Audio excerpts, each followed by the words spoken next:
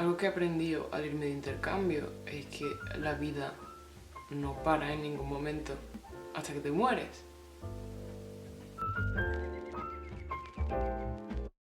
Me refiero, he pasado 4 meses estudiando en Seúl, en lugar de en Madrid, que es donde normalmente estudio. Antes de irme lo hablaba con mis amigas y a muchas les decía que me lo tenía que tomar como un paréntesis, que mi vida normal se quedaba en Madrid y pasaba unos meses de experimento y luego volvía a ella. Y hubo una que me dijo que esa no era la forma de ver las cosas, que yo seguía siendo la misma en todos esos sitios. Mi vida continúa conmigo, no la dejo aparcada en un sitio y me voy y sigue esperando a que yo vuelva. Todo continúa por medio de mí. No sé si me estoy explicando. Mi amiga me dijo esto porque consideraba que era la mejor forma de ver las cosas. Que así si me iba muy bien el intercambio y lo pasaba de maravilla y todo era genial, no iba a pensar que dependía solo del entorno, que era algo que estaba bien, porque yo estaba lejos y que cuando volviese todo iba a volver a estar mal. Independientemente de cómo te vaya, eres tú quien tiene el poder, así malamente explicado. Hasta cierto punto es como entender que tú eres el que está vivo y tú eres el que está bien o está mal y que las cosas cambian contigo, que nunca vuelves en cierto punto. You never come back, you just go forward. De hecho, mientras estaba en Seúl hice un cómic que iba justamente de eso. Habiendo dejado todo esto claro desde el principio, es cierto que a las personas nos resulta mucho más fácil entender y procesar nuestra vida como conjunto si la clasificamos y la etiquetamos en secciones más pequeñas, como los Pokémon. Yo de pequeña me rayaba mucho con los Pokémon porque no entendía cómo la naturaleza ya los había como dividido en tipos. Los Pokémon tienen tipos. Pikachu, por ejemplo, el que todos conocéis, evidentemente es de tipo eléctrico, por eso te que lanza rayos y movidas. Y yo pensaba, ¿pero por qué lo saben? En plan, ¿qué pasa? ¿Que nacen? Y cuando nacen tienen una etiqueta y pone de qué tipo son. Y aparte de los tipos de los Pokémon pueden utilizar movimientos, como el que ya he dicho, rayos de tipo eléctrico, evidentemente. Pero Pikachu también, por ejemplo, podría utilizar un golpe cabeza. No tiene mucha complicación, literalmente es dar un golpe con la cabeza. Pues ese movimiento sería de tipo normal, no de tipo eléctrico. Y cuando los Pokémon combaten, hay una serie de ventajas y debilidades. Por ejemplo, el tipo eléctrico es muy poderoso contra el tipo agua, cosa que también es muy lógica. Pokémon es muy lógico, aunque no hayáis jugado en vuestra vida o no hayáis visto la serie de pequeños o no tengáis ni idea, es muy fácil de entender. El punto de todo esto es que yo no entendía cómo los científicos que clasifican a los Pokémon en el mundo de los Pokémon sabían de qué tipo era cada ataque, porque daba por hecho que los tipos eran algo superior que estaba en el universo desde antes de que nosotros existiéramos, como cuando los científicos dividen a las especies en mamíferos, peces. Hace mucho que no doy nada científico ni por asomo, me estáis entendiendo, ¿verdad? El punto de todo esto es que cuando me hice mayor y pude pensar las cosas con claridad, me di cuenta de que posiblemente no es que los científicos descubriesen cuál era el tipo de cada ataque, sino que ellos mismos decidiesen crear un sistema de clasificación para que esos ataques fuesen más fáciles de entender, esos movimientos, para los entrenadores. Y por tanto, cuando veían que una cosa que podía hacer un Pikachu era muy efectiva contra un Pokémon de tipo agua, pues simple y llanamente elegían etiquetar ese movimiento como tipo eléctrico.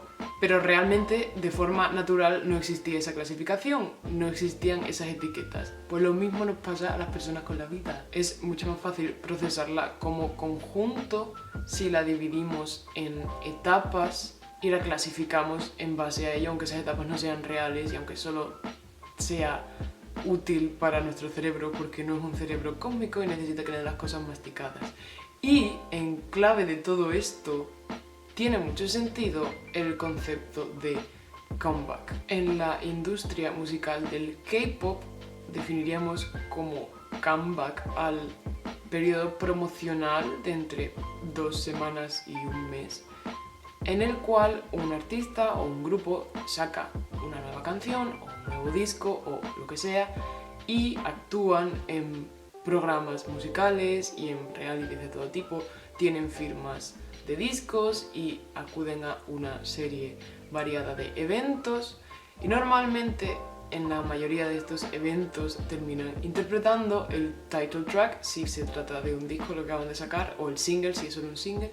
En el caso de que sea un disco también, aparte del title track, suelen actuar en algunos de estos lugares interpretando otra de las canciones del disco, y además de las ya clásicas coreos fascinantes del K-pop, estos periodos suelen estar identificados por los conceptos. El K-pop es una industria muy conceptual y estos comebacks suelen ser temáticos. Suele haber una idea que une tanto la estética a nivel de vestuarios, de los fondos que proyectan cuando actúan, de lo que ocurre en los videoclips, como son los photobooks de los discos, también a nivel de la actitud que tienen que tomar al interpretar las canciones y un largo etcétera de cosas. Se identifica un comeback, por cierto, porque antes del comeback ha habido un descanso que ha durado desde que acabó el último comeback, la última etapa promocional o como queramos llamarla. Todos estos elementos conforman la identidad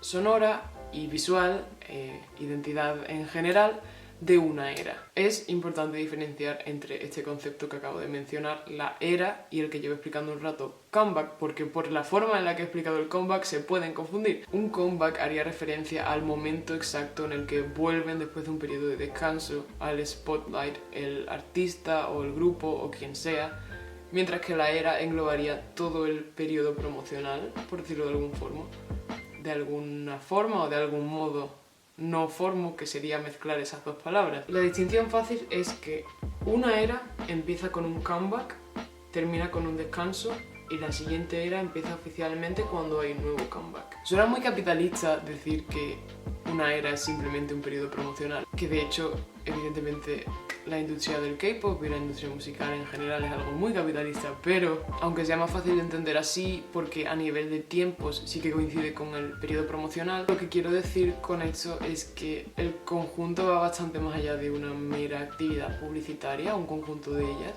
O sea, si cada artista del K-pop fuese la narrativización o la ficcionalización de una vida real, cada una de estas eras se correspondería con una etapa de la misma. Por ejemplo, esa época en la que te cortaste el pelo muy corto y te gustaban mucho los videojuegos y eras muy edgy y odiabas a todo el mundo, o esa época más adelante en la que leías muchos libros y te pasabas el día en Tumblr compartiendo edits de Cazadores de Sombras, Los Juegos del Hambre, Bajo la Misma Estrella, y en la que las cuentas estas de fútbol de Instagram te parecían lo más guay del mundo, no sé. O esa otra época ya un poco más mayor, pero todavía en la adolescencia, en la que el reggaetón no te parecía música de verdad y solo escuchabas rock clásico y beber estaba bien, pero estabas por encima de todo eso y te entretenías como los adultos. ¿Me estáis entendiendo? Para que me entendáis mejor os voy a poner un ejemplo real con 3 comebacks de un grupo. Ese grupo es Red Velvet. Si no conocéis este canal con anterioridad, a lo mejor no sabéis quiénes son Red Velvet. Son una girl band de 5 chicas. Poco más necesitáis saber. Si sois visitantes asiduos, vengo a hacer spam, como siempre. Pues diréis, otra vez esa puta tía viene a hablarnos de las 5 pavas estas que no deja de retuitear en Twitter. GIFs, que me da igual, por favor, deja de hablar de K-pop. Pues sí, no voy a hacerlo. Aquí os voy a poner ahora una foto de Power Up. Power Up es un single que sacó Red Velvet hace un par de veranos, que pertenecía a un disco llamado Summer Magic, así que pues la era esa la podemos llamar Power Up o Summer Magic. Como podéis comprobar, era una canción veraniega. Bueno, no lo podéis comprobar, pero yo os lo digo, la sacaron en verano. Los outfits eran muy veraniegos, los colores eran también muy vivos y el propio tono tanto de la canción como del videoclip era algo más quirky, fun, fresh, ¿sabes? Como alegre y ligerito. Una novela fresca para leer en vacaciones. Anyway, de ahí saltamos a otro comeback distinto que tuvo Red Velvet como que un año después de eso. Se llamaba Simsalabim, la canción. El disco era The Red Festival Day 1. Y, bueno, estaréis viendo los outfits en la foto que Nuria del futuro habrá puesto aquí. Son un cuadro, era una intención, estaba buscado que fuesen un cuadro, son unas circas, pero tiene sentido porque el concept del videoclip era un poco como que están en una feria, en un circo, en una especie de casa de los infiernos. La canción en sí suena un poco a culto o a invocación o a... También era buscado, lo entendemos, lo compartimos. La estética también jugaba con los colores chillones y la canción en sí era bastante estridente, como 3 canciones dentro de una misma, pero a nivel conceptual todo se correspondía con esa idea de un carnaval, de cosas caóticas, de todo pasando al mismo tiempo, algo de misterio en el aire. Tiene sentido a nivel conceptual. De ahí llegamos a el último comeback que ha tenido Red Velvet. Estamos en enero de 2020. Si estás viendo este vídeo en el futuro tendrán más y todos seremos más felices. El último title track que sacaron es Psycho de The Rev Festival Finale, que está ahí. En un comentario de YouTube leí a alguien describiendo esta canción como intimidante y lo cierto es que sí, tiene esa energía. Es algo mucho más elegante. Sigue siendo oscuro, pero con un matiz muy distinto a Simsalabim. Simsalabim era como extravagante y creepy. Y Psycho, sin embargo, te intriga, te hace entender que hay un misterio, pero es algo mucho más sutil y más suave. Mi intención con esto, a pesar de lo que podría parecer en un primer momento, no es haceros spam de Red Velvet. Es poner aquí de forma escalonada ambos trambos. Los tres comebacks, las 3 eras. Evidentemente no puedo poner las 3 músicas a la vez, así que eso lo tenéis que hacer en vuestra casa. Pero solo a nivel estético creo que es muy fácil entender qué implica una era y cómo un mismo grupo puede hacer cosas tan distintas, como un mismo artista puede desenvolverse en ámbitos tan distintos y seguir siendo el mismo artista. Me parece una forma súper interesante de plantear la industria musical y la del entretenimiento quizás en general. La carrera de un artista. Creas una identidad que fluctúa en lugar de algo estático, que es quizás a lo que más acostumbrados estamos en el pop en Occidente y en la música en general. Por ejemplo, si hablamos de Ariana Grande, probablemente se nos vengan a la cabeza 3 o 4 elementos icónicos que definen su identidad. En plan, las colas altas, que siempre se le caen las cosas de los hombros y a veces llevaba las mangas hasta aquí. Decir ya o yeah en todas sus canciones. Por favor, no toméis mis pésimas dotes de imitación como que me estoy metiendo con Ariana Grande, que lo estoy intentando muy fuerte de verdad. Esta serie de elementos la hacen ella independientemente de sus eras, de los discos que va sacando y de cómo hace para promocionarlos. Y que si nos vamos a otros artistas como por ejemplo Taylor Swift, los fans, es verdad que siempre hablamos de que en cada época ella tiene un corte de pelo distinto. En Red lo tenía largo y con flequillo, luego en 1989 se cortó el pelo, en Reputation lo llamamos peinado de cabra, no sé por qué hacíamos eso, pero tenía como ondulaciones, pero era corto. Anyway, también la estética de sus outfits en la gira iba un poco con la temática de cada disco, pero era algo mucho más sutil y mucho más genérico. O sea, Taylor Swift evidentemente pone un gran esfuerzo en que cada una de sus eras sea distinguible de las demás, pero se trata de cambios con respecto a cosas pequeñas y quizás menos conceptuales como conjunto. El tema de los comebacks y de las eras implica probar cosas nuevas cada vez que das un paso adelante, pero cosas que encajan con el grupo o artista en cuestión del que estamos hablando. Es una forma de descubrir muchas más partes y matices de lo que te gusta y que te hace ser tú mientras vas construyendo una imagen mental más pequeña que todo ese conjunto de cosas que has ido descubriendo, que no solo ciertos aspectos de las eras anteriores, quizás los más relevantes o los que más se quedan grabados en la memoria colectiva o los que más o mejor representan al artista o grupo en cuestión. Y me parece súper interesante, además de por todo lo dicho, porque podríamos aplicar la lógica del comeback a cualquier narrativa real o ficticia, pero estamos desaprovechando esa oportunidad. Por ejemplo, mientras yo estaba en Seúl, descubrí una serie de canciones o me reenganché a algunas que ya conocía y las escuché compulsivamente, y en mi cabeza, igual que en la de todo el mundo cuando pasa una época de su vida, hay una playlist con toda esa música que relaciono con el tiempo que pasé allí. Usé más X ropa, me puse esta sudadera todos los días. Es que Solo tengo fotos con esta sudadera. Yo juro que me cambiaba a veces, pero también tenía una lavadora, entonces la ponía mucho por allí. Ya sea porque te compras ropa nueva, porque estás en un sitio con un clima distinto, porque pasan las estaciones y tienes que llevar más o menos capas encima. El caso es que con diferentes etapas de tu vida relacionas diferentes ropas. Ni siquiera tiene que ser ropa nueva. Puedes sacar al armario algo que te encantaba y que durante un tiempo no encajaba con cómo te veías y luego lo vuelvas a encontrar y dices, ¡buah, qué guay! Ropa de cuando tus padres eran jóvenes, ropa de tus padres ahora porque las compartís, de tus hermanos, de tus primos, de tus amigos, de un desconocido que te regala por la calle. Todo vale. Convertir en habituales y en cotidianas una serie de actividades que quizás antes no realizaba o que hacía de forma menos habitual. En Seúl me pasaba la vida yendo a cafeterías con mis amigas.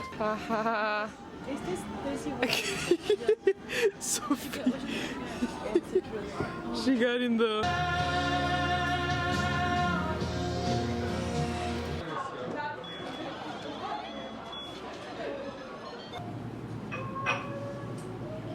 Algo más millennial. Todo el tiempo. Fui a muchísimos museos, cosa que tampoco hago. Y eso que vivo en una ciudad en la que también hay muchísimos. Iba al gimnasio, cosa que no suelo hacer normalmente porque odio ir al gimnasio.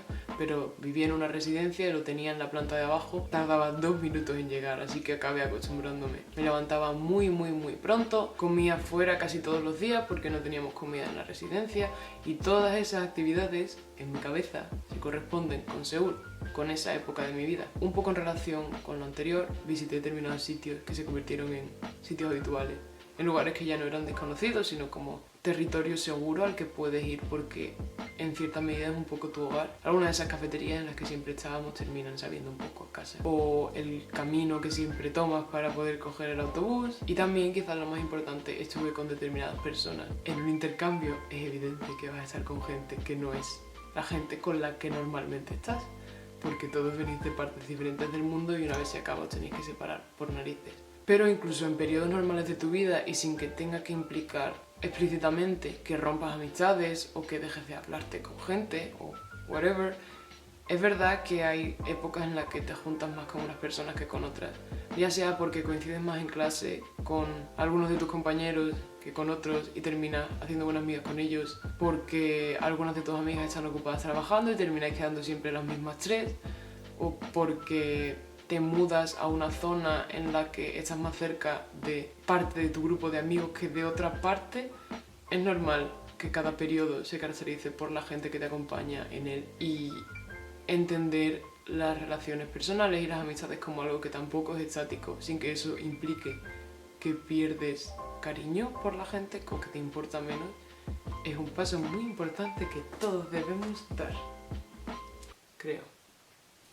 Todos esos factores determinaron mi era Sogang, porque creo que es importante, si vamos a jugar este juego, que les pongamos nombre, y yo la voy a llamar así y lo acabo de decidir. Algunos de esos factores, de esos lugares, esas canciones, esas personas se quedarán conmigo para siempre, aunque estén lejos, porque he descubierto que encajan en mi identidad, que me hacen ser un poco más quien creo que soy, y hay otros que disfruté mucho y que seguirán siendo icónicos toda la vida y que habrán sido parte de lo que me ha hecho ser yo, pero que ahora mismo ya no pueden estar en un primer plano, no pueden quedarse aquí conmigo todo el tiempo. ¿Por qué? Porque estoy en uno de esos breaks, en uno de esos descansos que he explicado, bueno, que he mencionado vagamente antes en la parte teórica de este vídeo, esos periodos entre promociones, entre eras, entre un comeback y el siguiente. Los breaks, los descansos, en el caso de la vida real, no es algo que se decida de forma artificial y creo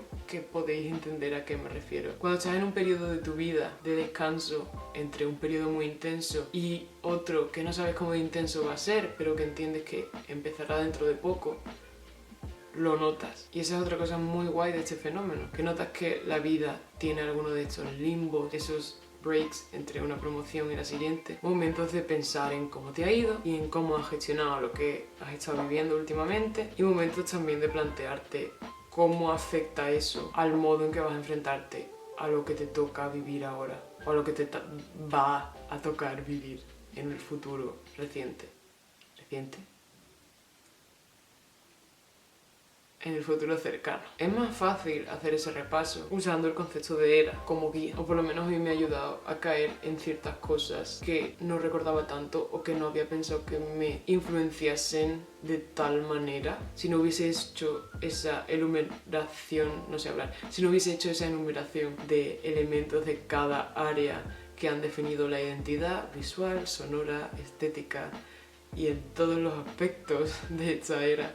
Quizás no habría pensado en ello. El point es que estoy en uno de esos limbos y si quiero aplicar de verdad toda esta narrativa a mi vida, y es algo que quiero hacer, antes de que llegue el siguiente comeback, tengo que cambiar. Pero esto tampoco es buscado, no es artificial, nunca lo es. Cuando estás en uno de esos limbos, seguro que os ha pasado a todos, sientes que hay ciertas cosas que tienen que moverse de sitio. O cosas que quizás ya habían empezado a moverse, pero que es hora de que las mires frente a frente y digas, sí, estoy viendo que llevas un tiempo moviéndote, soy consciente de ello y te doy permiso y voy a ayudarte. Sientes que pasa cuando toca. Por tanto, y objetivamente hablando, este vídeo no es un comeback. Todavía no sé cómo va a ser la nueva era que nos toque detrás de esta.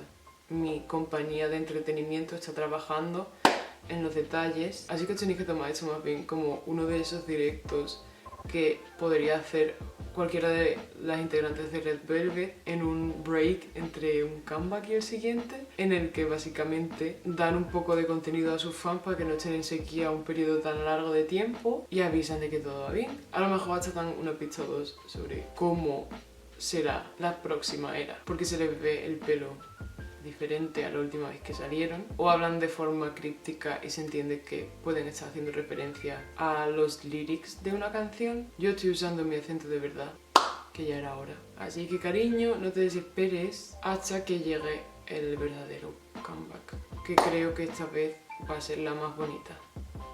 Hasta ahora, de todas.